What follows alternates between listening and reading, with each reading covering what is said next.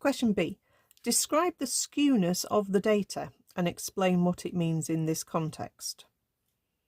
Okay, now we don't have graph paper. We could try and sketch our box and whisker. So if I did try and show you what the box and whisker would look like, you'd have your first quartile, your median. We don't put the mean on that. We'd have the box there, and we'd have a long tail at the top. So your box and whisker would look like that. Another thing you can do is work out the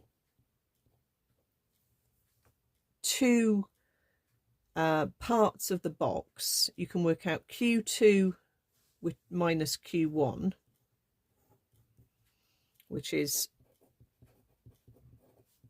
1.2, and you can work out Q3 minus Q2, which is the other half of, or the other part of the box.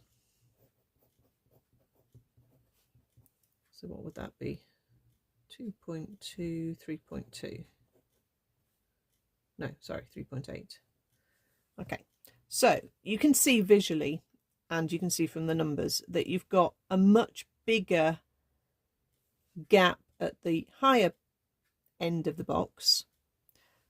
A lot of your data is squished into this bit. A quarter of your data is squished in here.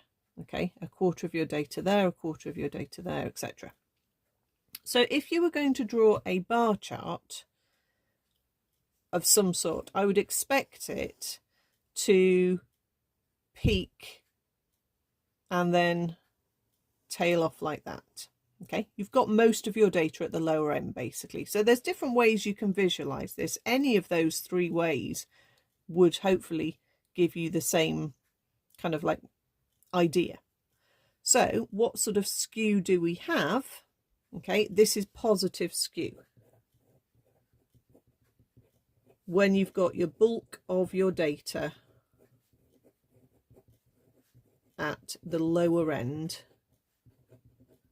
and you've got a tail towards the top, that's positive skew. So describe what it means in this context. It's basically saying that the sort of lower half of the tutors charge a similar fairly low price. The upper half of the prices are more spread out.